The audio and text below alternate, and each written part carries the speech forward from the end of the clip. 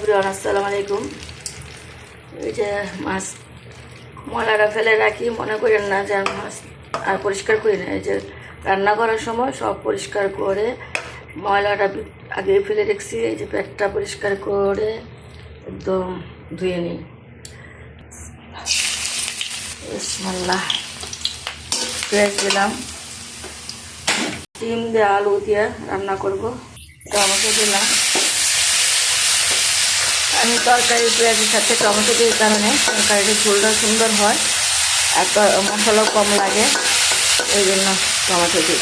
তরকারির মধ্যে আমরা এভাবে টমেটো দিই। একটু পানি দিয়ে মশলাটা গলে গেছে, এরপর মশলা দিব। হলুদ, মরিচ, মশলা, লবণ, পানি দিচ্ছি।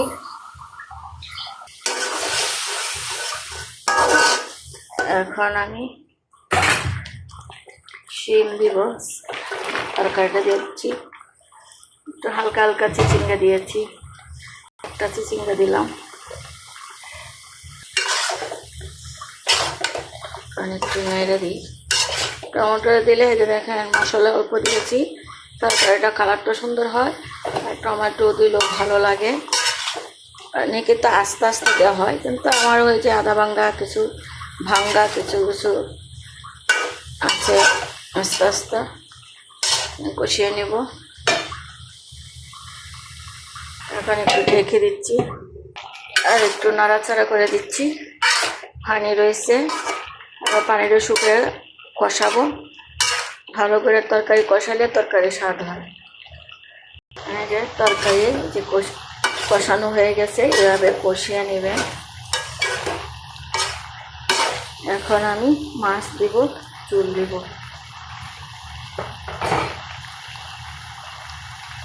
মাছ দিয়েছি, কাঁচামরিচ দিব।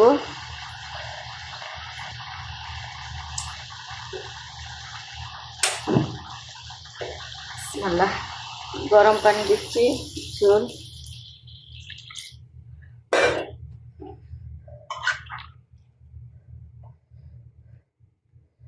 শিমের এখন সিজন, শিমের সিজন। এখন আমরা 12 মাসেই পাই সিজন শিম। তারপরও এখন শিমটা খাইতে যে স্বাদ, তখন সেরকম লাগে না। ঝোল দিলাম, এখন ঢেকে দিব।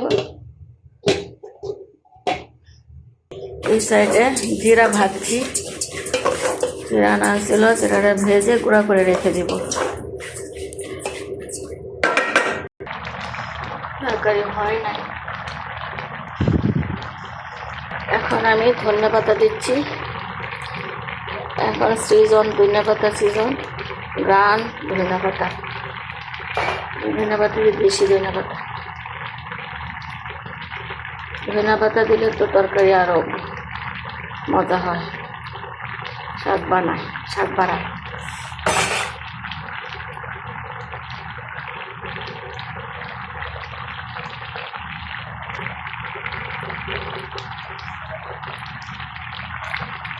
এই যে আমার শিমের তরকারি হয়ে গেছে। এই শিমের তরকারি পোড়া করলে ভালো লাগে। পরের দিন এটা আজকে রান্না করছি, কালকে পোড়া করুন, স্বাদ লাগে। আমার এটা পছন্দ। শিমের তরকারি যতই মানে ঝাল দিবেন ততই স্বাদ লাগে। আর গরু গোস্ত জাতীয় মানে যতই জাল দিয়ে মানে পোড়া করলে ভালো লাগে। এইভাবে খাই।